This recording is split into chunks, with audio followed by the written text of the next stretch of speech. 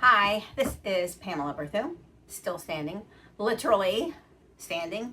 I didn't like the whole background dealio I did previously when I was filming in my office, so I decided to try filming out here. So we'll see how this one works out.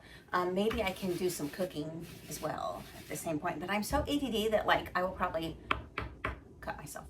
Probably not be smiling. I just want to share a little bit about how I eat and how I am able to keep my pain levels down and my weight down.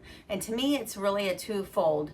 I do keto, low carb, whatever you want to call it, which is for my pain levels. Any type of autoimmune condition whatsoever, really anything that causes inflammation in your body.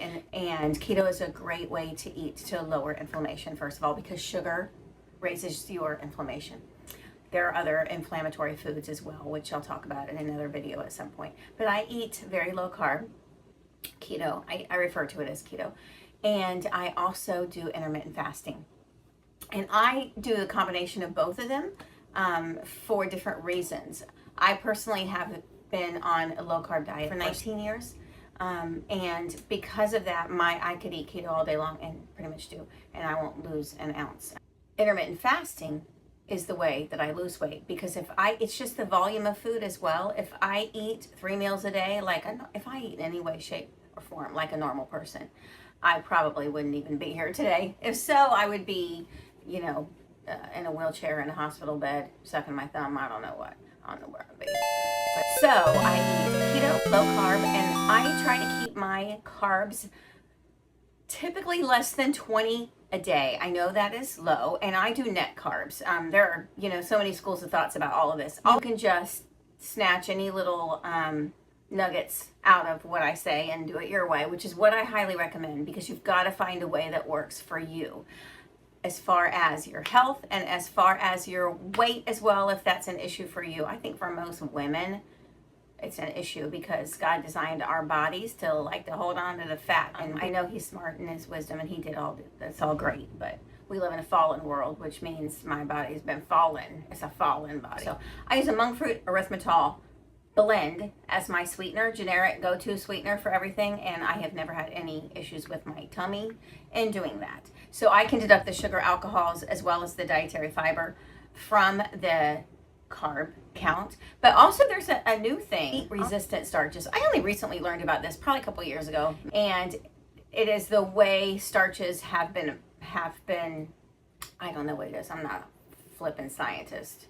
Has to do with how they were processed or whatever, not processed, but how they were, when they cook them and then you don't have them hot and then you cool them down immediately, and that creates a process that actually eliminates the carbs that affect your digestive system and blah blah blah. I don't know how to do all this business, but there are some products that do this, and one that I rely on greatly for my bread is Carbonite bread. It weirdly enough tastes like old school white Wonder bread, and it is high fiber. It is 15 grams of fiber per slice, which is very important to me to get plenty of fiber.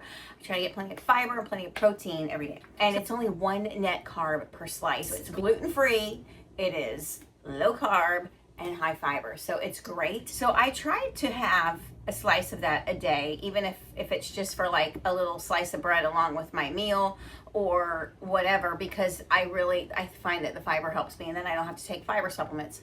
So there you go, bada bing. And fiber supplements aren't even that high anyway. Most of the fiber supplements are only 6 grams of fiber, and this flipping thing is 15. If fiber messes you up, you have to be super aware of that, though, because it may not be the thing for you. And I also do intermittent fasting. Intermittent fasting I do basically every day. And this is another kind of important thing. Don't be obnoxious. I tend to be all or nothing. I tend to be obnoxious. The more obnoxious I get, the more I get stressed out, and I start getting whiny and feeling sorry for myself, and just get whiny. But if I realize, this is my lifestyle, and I have kind of come up with what works for me, then this works all the time. This is just how I live my life. And it's easy. It's not the least bit hard for me. It is easy.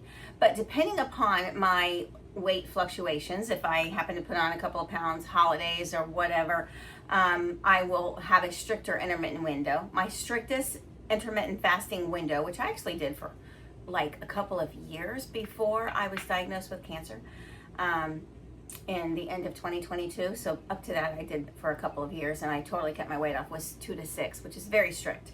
And even at the 2 to 6, I would maybe, like, if we were going to go out to dinner like once a week or whatever, I would eat beyond my time frame, but usually I would try to adjust it at the beginning. So if we're going to go out to dinner, and we're going out to dinner at 6 o'clock, so you figure by the time you get served and you eat, it's going to be like 7, but by the time you're finished, so I would, instead of going 2 to 6, I would not eat till 3 o'clock. That's how obnoxious I was. I am not that obnoxious anymore, because I just find it long-term difficult to maintain with my sanity. I could maintain it, but not with my sanity. And the sanity part is pretty important. So I pretty much now do 1 to 6. That's my general eating window. So that is what I do. Now, I will say, I don't vary a lot on my fasting.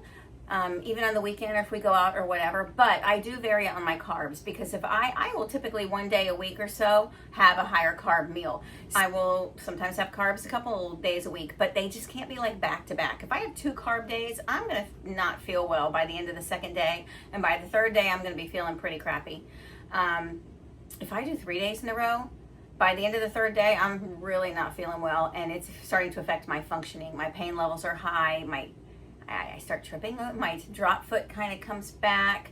I have tinnitus, gets louder. My vision gets weird. All my little MS stuff just seems to like crop up on me. If I do 3 days of carbs in a row, which I just very rarely do. And if I do, it's usually unusual circumstances. And gosh, I'll get back on that bandwagon really quick, because that's no fun and not how I want to live my life. So usually it's just a day. But like, I'm in the mood for pizza, I make my gluten-free pizza. I don't care what day it is. If it's Tuesday or Wednesday and I'm in the mood for pizza, I'll make my pizza. I like against the grain, by the way. Does have carbs. Therefore, that day, I'll be low carb. I don't eat sugar, but I will eat whatever carbs are in that pizza, and I'm not going to count it or worry about it, right? But the next day I'm back to low carb, and I still eat it in my intermittent fasting window. It doesn't mess me up weight-wise ever. Like I said, if I do that a couple days in a row and I'm eating carbs consistently, good carbs, bad carbs, doesn't matter, it will mess me up. But if I just do that a couple days a week, so one day during the week and then on the weekend or whatever, that's fine. But as I said, even when I have carbs, they tend to be what they call the good carbs, in a sense. I never have sugar carbs, not true sugar carbs. I have been off of sugar for so long that, to me, sugar tastes disgusting. If I drink something that's too sweet, it tastes like syrup. It's not even something that I want or I miss. So my taste buds have been trained, which also makes it easier for me. And that really only takes a few weeks. Once you are low carb for a couple of weeks or so, your taste buds will change. You don't crave the sugar as much. And I'm to the point where I don't even want the sugar. That's it for right now. Just kind of wanted to give you a little insight into my daily and weekly diet, which is low carb, intermittent fasting, generally 1 to 6, roughly 12 to 6, certainly not beyond that time frame. If I'm wanting to lose weight, then I'm more like 2 to 6. And low carb, net carb, try to keep it under 20 a day. 30 is fine. Don't really go beyond that. And then a day or 2 a week, as long as they're not back to back, I'll eat higher carbs, as long as they are not like sugar carbs, bad carbs. Yeah, and that's it. And every once in a while I will, I went to my half-sister and brother-in-law. We had driven up to meet them halfway. We had each driven several hours, and they love their ice cream, and so does my husband Greg, loves his ice cream. And so they're going to the ice cream shop, getting ice cream, and I got myself a peanut butter chocolate shake, and it was phenomenal, and I drank the whole dang thing, and it was really good. That's a rarity. But it's life. You've got to live life. You can't not ever have anything, because then you never get anything. It's from a movie. If everybody's special and nobody's special. Anyway, so there's that. So you've got to live life. You've got to find what works for you. Okay, that is all. See you on the flip side. Pamela Berthum, still standing.